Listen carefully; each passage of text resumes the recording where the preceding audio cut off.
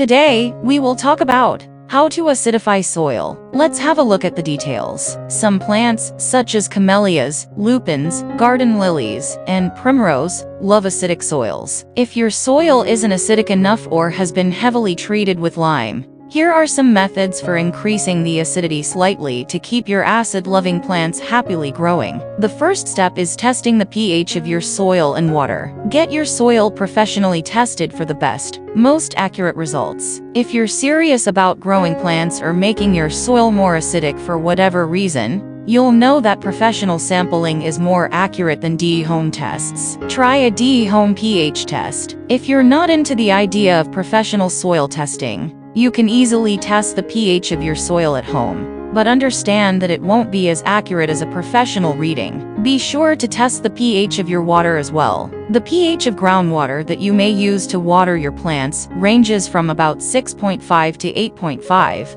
but is usually more on the alkaline side, so that it doesn't corrode water pipes. Know how to read the pH of whatever test you use. pH is a measure of how basic or acidic a substance is. This measure exists on a scale from 0 to 14, with 0 being very acidic, and 14 being very alkaline. 7 is considered neutral on the pH scale. The second step is acidifying the soil. Identify your soil type. This is different than determining the pH of your soil, and it's a really important move. Your soil type will tell you which method of acidifying you should use. Add organic materials to well-drained, loose soils. In order to acidify these types of soils, organic materials are your best bet. Organic materials like sphagnum peat moss, composted oak leaves, compost, and manure acidify the soil as they break down, but large amounts of them are needed to bring the pH down. Add elemental sulfur to a soil that is heavily compacted or which has lots of clay. As mentioned earlier, adding organic materials to highly dense soil can make problems worse,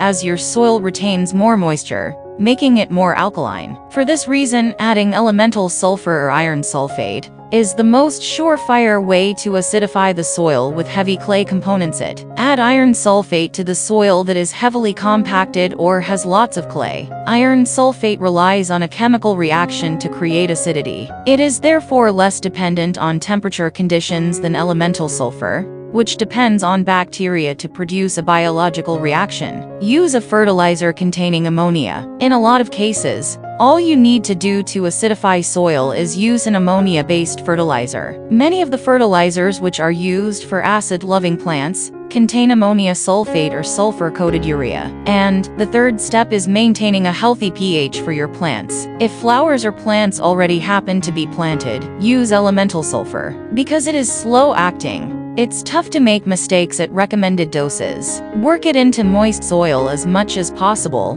without disrupting any root systems. Continue to monitor the pH of the soil as the months pass. Resist the urge to add vinegar to your soil. Vinegar will lower the pH of the soil immediately, but in this case, it's not a great thing. The change happens too radically, disappears too quickly, and kills off beneficial soil organisms. Stay away from vinegar unless you're okay with the possibility of your plants dying. Use cottonseed meal as an acidifying fertilizer over the year. Cottonseed meal is especially great for acid-loving plants like azaleas, camellias, and rhododendrons. Check your pH at least every year. Check the pH of your soil near the base of your plants, adding fertilizers such as aluminum sulfate without damaging the root system. Raise the pH of your soil, if needed, by liming. In some cases, your efforts to acidify the soil will work too well, and you'll be left with soil that is too acidic for your desired plant or vegetable. Thanks for watching this video. Please don't forget to like and subscribe to our channel if you like our videos.